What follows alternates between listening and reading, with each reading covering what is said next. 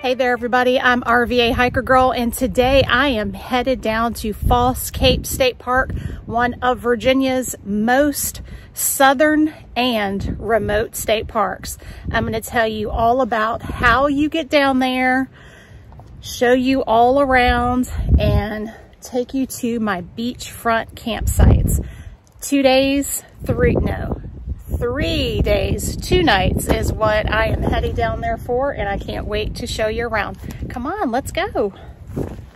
All right, so you can't drive to this state park. You have to, one of the two options is park your car right here at Little Island Park, and that is down in Sandbridge, Virginia. And then you have to road walk down to the Wildlife Refuge, and then you can take the East or West Dyke Trail and go through. However, what makes it a little bit more difficult is when the East and Dyke Trails are closed November through April 31st, you can't use those East and West Dyke Trails, so you have to beach walk. Anyway, leaving the park now, headed down this road for 1 mile, and then I'm kicking over to the beach for the rest of the hike down to the state park, where I'm going to be camping at Barber's Hill Campground. And you have the option of moving your tent out to the beach, which we are definitely going to be doing. Oh yeah, I'm a jaybird right there. All right, let me get some road walking done because it's going to be dark soon, and we want to try to get down and set up everything before it gets dark.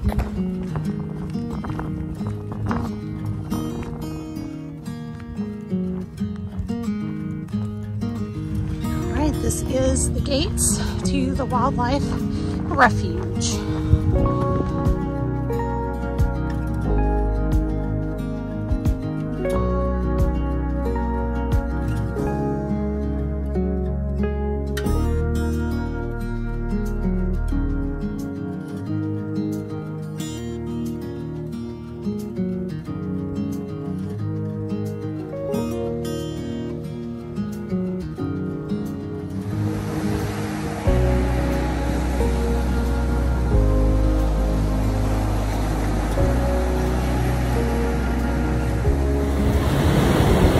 Hear that beautiful sound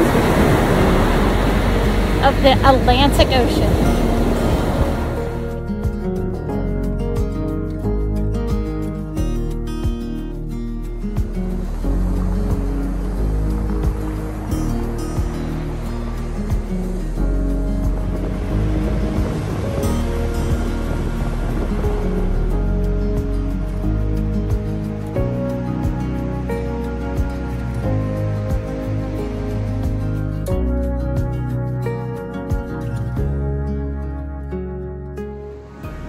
All right, made it to Barber Hill. First night's camp site is here.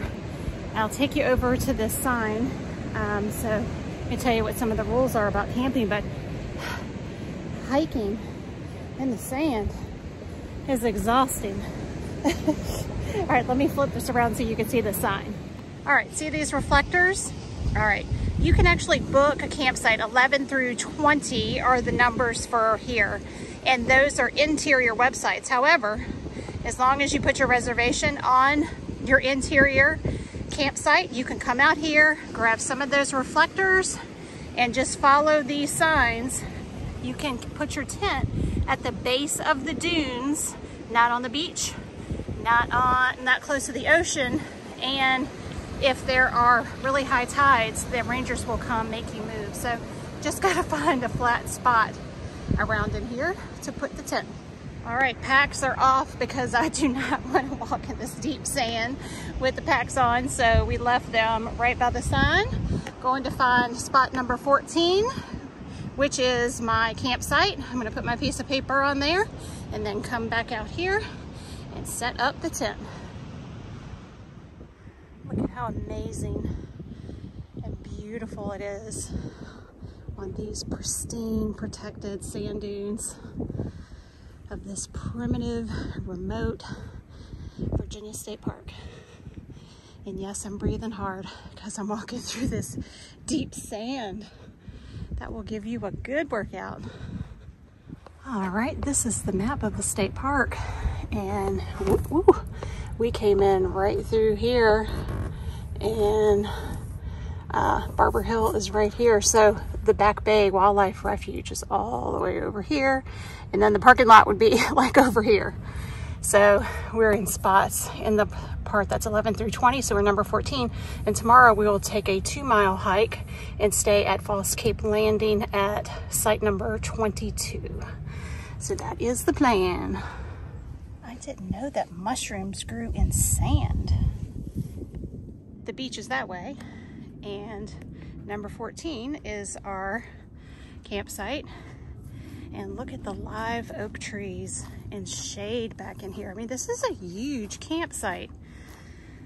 Nice and protected from the winds. It's nice and flat. Picnic table.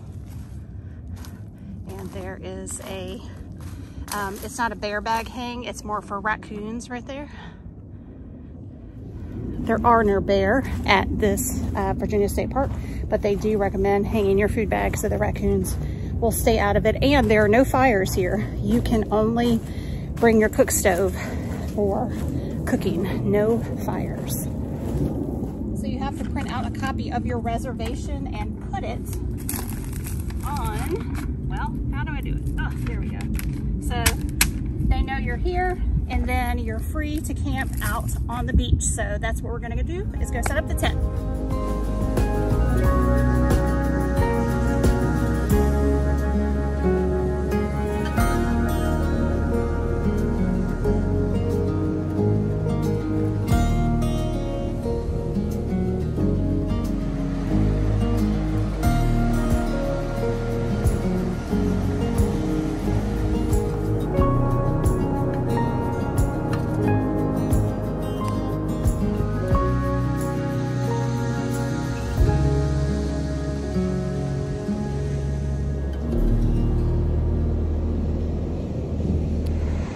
All right, as you can see, that's where our tent site is, and that is where the entrance is to the campgrounds, or the campsites, I should say.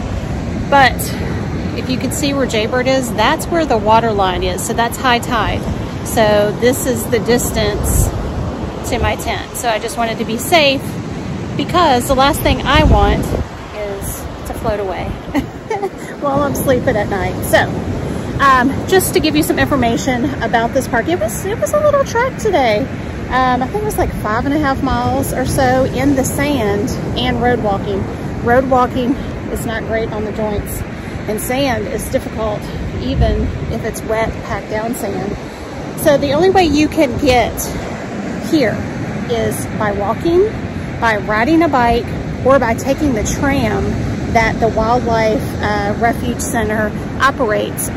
But that doesn't start up until April through September, and they will bring you down here. However, they will not bring backpackers down here, so they have it set up that you have to do the work to get here, and I can't blame them, because it is pristine coastline, and literally this area that I am in right now is, I think, one of the last undeveloped beach areas that's protected on the whole East Coast. Everything else is developed with condos and businesses and that sort of thing. So I love the fact that my public lands here in the state of Virginia allow me to come out to an amazing, pristine beach like this. And I love it. So I'm glad that it's not easy to get here, because sometimes when it's easy to get places, people tend to litter and not take care of it. Oh, can you see the sun is kind of back there going down? So the sun is going to set back here. That's the west. So of course that means the sun is going to rise right here in the morning, and I am going to wake up in my tent with a sunrise. So I cannot wait to show you guys that in the morning. Oh, and by the way, cars can go up and down the beach, but I think it has something to do with residents of North Carolina, which is just right down the beach, and they have some sort of special permit because they are very close in proximity to here. And because there's cars, that's why we have to have those reflectors right there so people can kind of see those at night so we don't get ran over. Anyway, we're gonna go relax and cook some dinner and enjoy this beautiful coastal environment.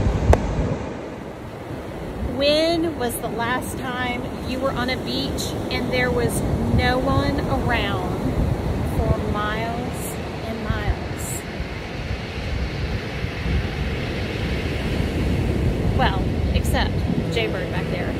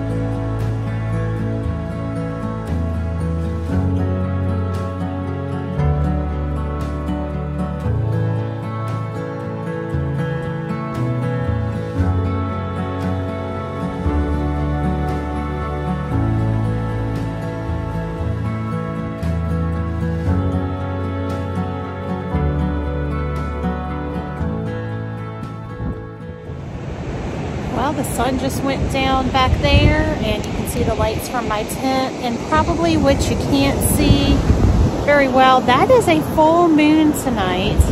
And I know it's not showing up, but man, the moonlight on the water right here is just beautiful. I don't know how I got so lucky to be on the beach by ourselves with not a soul around, have the whole sunset to ourselves, the whole full moon, and the beautiful sunrise that's going to be coming in the morning. I mean, man, I love this so much.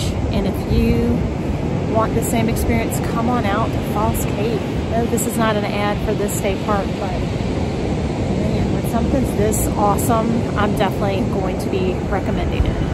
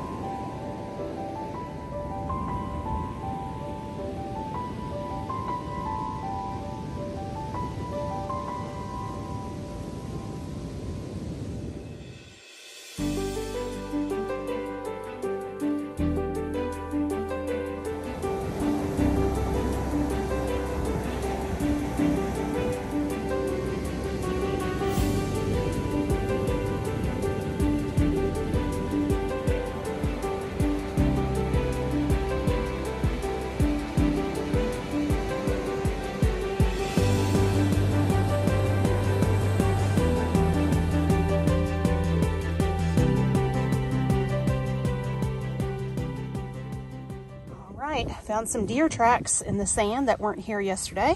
Said they were pretty close last night as visitors. Good morning, everybody. It is day 2.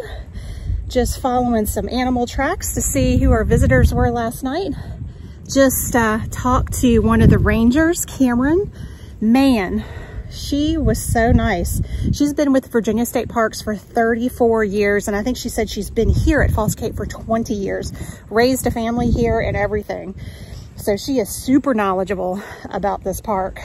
But yeah, I'm looking at all these tracks. It's really cool. She said she's got a pack of coyotes that live here, and I'm just looking now and I just see their tracks going up through the sand dunes, which is so cool. Anyway, headed up to the visitor center, going to check that out, going to refill with water, and we'll see where else we go today.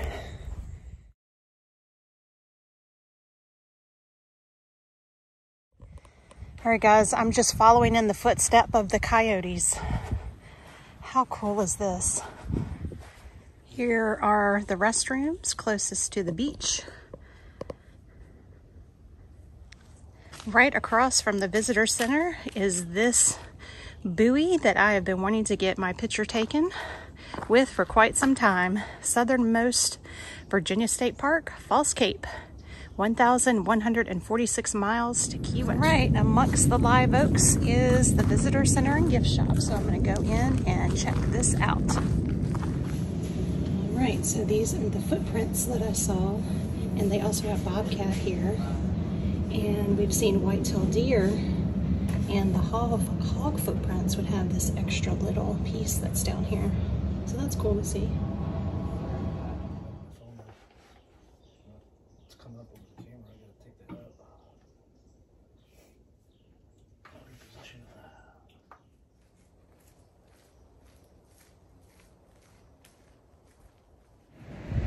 All right, we are packed up and leaving our campsite. That's where we were. Leave no trace in order to keep this coastal area pristine and wild and beautiful.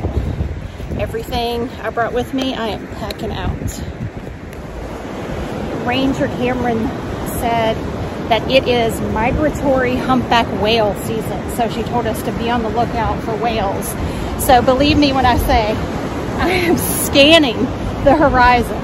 I've seen a ton of dolphins last night and today, but so far haven't spotted any whales, but I'm gonna certainly try. All right, made it to campsite number 2, night 2 at Falls Cape Landing. We are going to walk up, see if we can find a picnic table to sit down and eat some lunch. But from this campsite, Falls Cape Landing, to the North Carolina border is supposed to be where all the best shells are in the park if you are a sheller and like to go find seashells. The dunes down here are pretty big. Look how tall they are. And a tractor just came through and made this cutout in the sand, so that helps with walking, because walking in sand is not easy.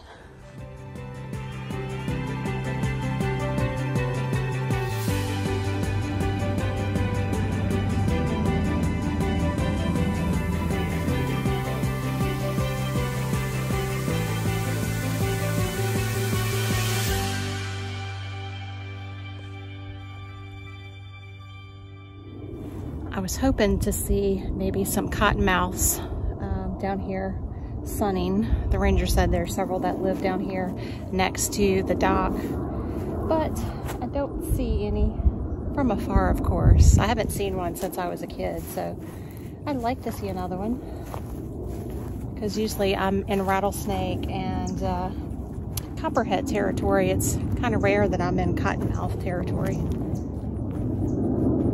Those are the 3 venomous snakes of Virginia. I don't know what the water temperature is out here this time of the year, but putting your feet in the ocean water is frigid, but it feels so good after 2 days of a lot of hiking in shoes. And it's like cold therapy right now. It like hurts and my feet are numb, but it also feels so good. I'll put in, once I get home, and look up what the actual water temperature is. I would not go swimming in this. Woo. All right, tonight's dinner is going to be mashed potatoes with pulled pork, and I'm going to put some of these butter packets in there with salt and pepper.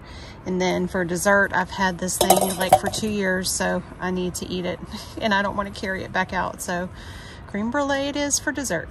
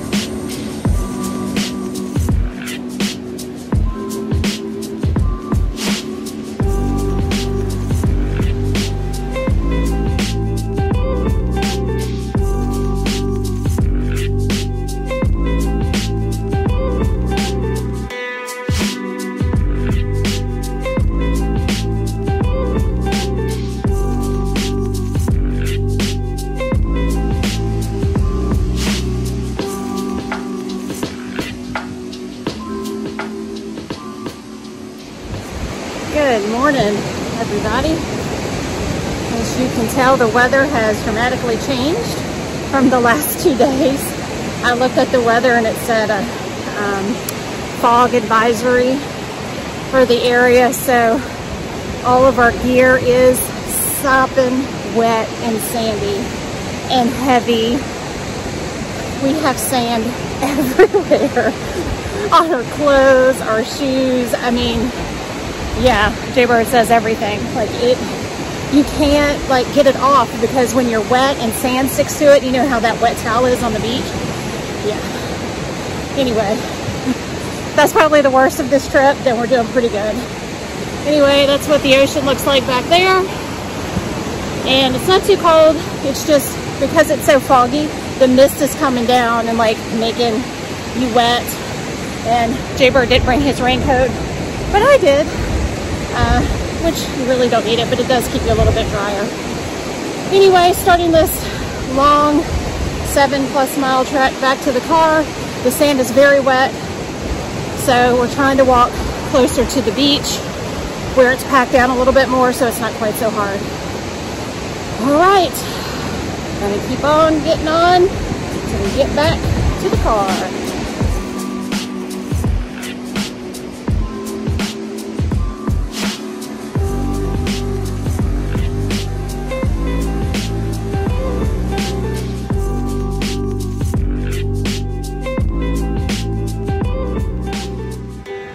Bye-bye, False Cape.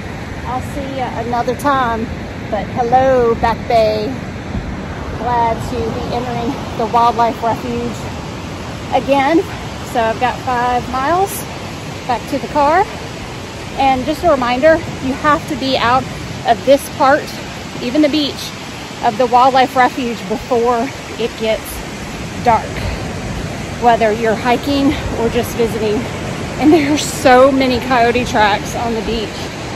They're just like literally everywhere. Like this whole stretch. They go down. It's so cool tracking them. There's so many coyotes around here. Or they make a lot of miles up and down the beach. This is the deep sand that will kick your butt. I'm trying to follow the car tracks, but they're so narrow for you to walk in, so you get off balance. Whew. Sand is a workout.